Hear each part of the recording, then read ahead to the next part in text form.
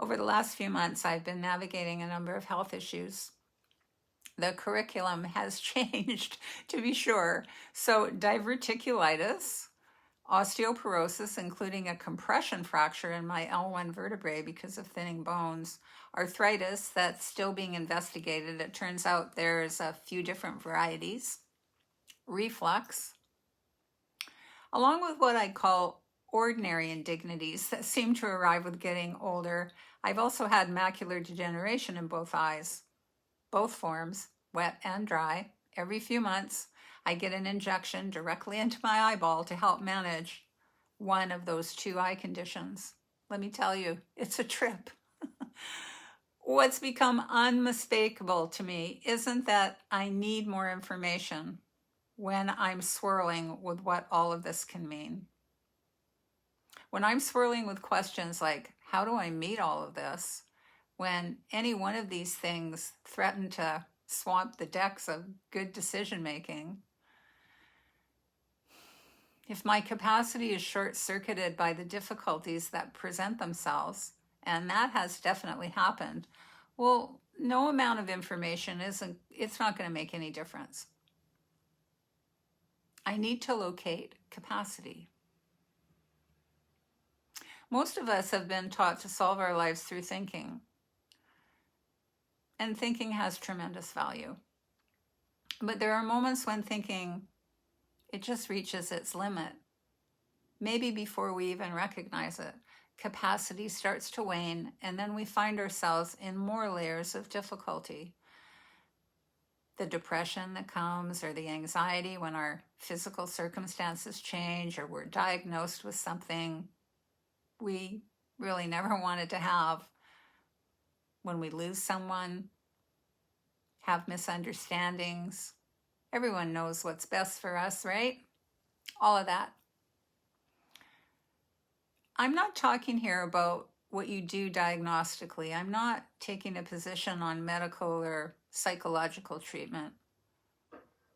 What I do know is that without conscious awareness as a foundation, which by the way has nothing to do with understanding and thinking, it's pretty hard to implement the things that you may have learned or discovered with regard to any of your conditions, be they physical or residing in your thoughts.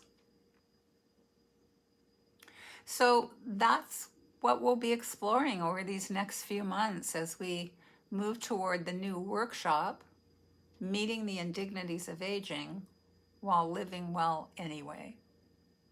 That workshop isn't primarily about giving you more information. It's primarily experiential in nature, as it should be.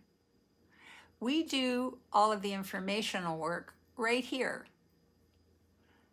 In fact, I'll give away the farm right here, so to speak.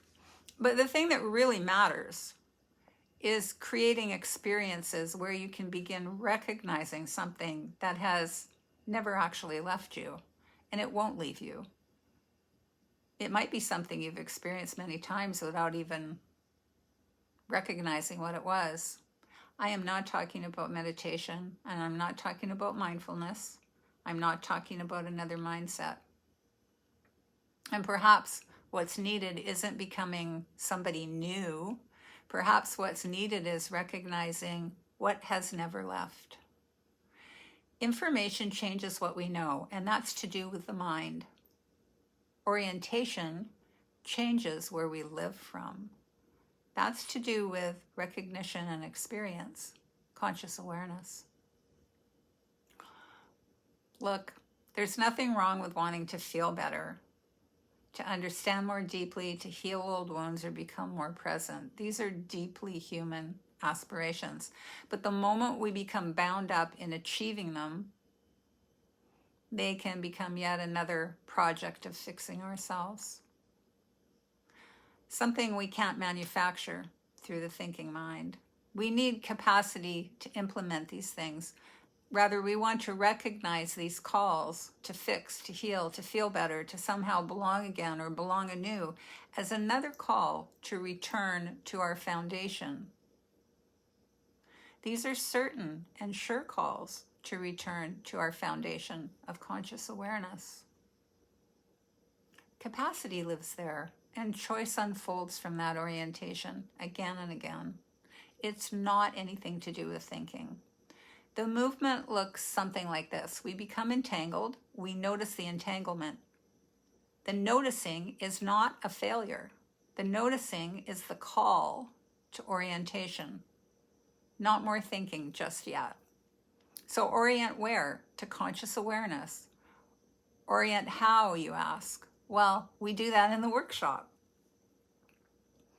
That's a radically compassionate way of meeting the human condition.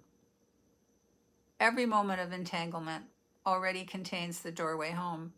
Every single time we become bound up in trying to get somewhere else, whether in service of healing, fixing ourselves or others, changing, having a better life, getting more comfortable in our own skin, getting more comfortable with the ever-changing circumstances we're encountering, life keeps reminding us where to begin, what to recognize, where to orient to, not where to end, and not where to finish, not where to succeed, where to begin. This is not a point A to point B thing. It's a living, breathing, fluid movement that includes thinking and understanding, but doesn't put itself ahead in some kind of hierarchy that continues to short-circuit itself. The mind can't do it. It can't do it all, nor is it meant to. And it's not the leader of the pack. Sorry, it's just not. Conscious awareness is the foundation. It's the foundation in which capacity becomes available. From capacity, choice follows. And when we inevitably become entangled, inevitably, the return, it's not a setback. It's simply the rhythm of the movement. There's a huge difference between more information and understanding and recognition and noticing. They don't live in the same plane of experience. Why would someone take the workshop if I teach so much here on YouTube? Because the workshop is not primarily about transferring information or understanding that information. It's about facilitating recognition. That's a profound difference. Someone can watch 50 of my videos and feel they understand every concept intellectually, right?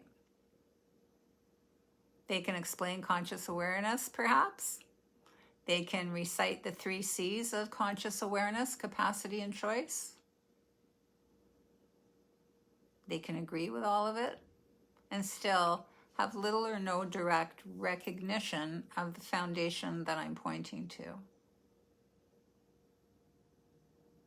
That's because conscious awareness is experiential. Not in the sense that it's a special state or mystical experience, but in the sense that it must be recognized, not merely understood with the mind. Conscious awareness doesn't come and go. Our recognition of it comes and goes. Conscious awareness is a place where the mind gets nourished, not the other way around. The mind doesn't nourish conscious awareness. Conscious awareness nourishes the mind. We spend so much of our lives trying to use the mind to arrive at conscious awareness or what we think it is. Yet, what I've discovered feels almost opposite of that.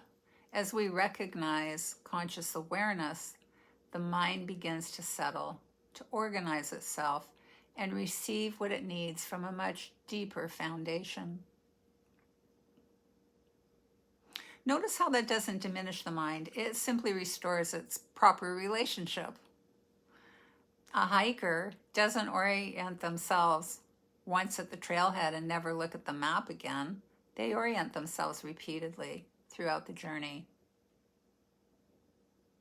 You don't even need to worry about being more peaceful, joyful, less angry, more calm, or more at ease.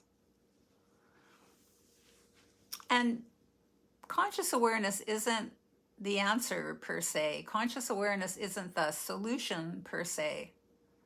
Conscious awareness is simply our orientation. Orientation is something we continually regain again and again. Thank you for listening today. Check out the free 7-day email orientation. The link is above in the video description, as well as in the comment section below. I'll see you soon, friends.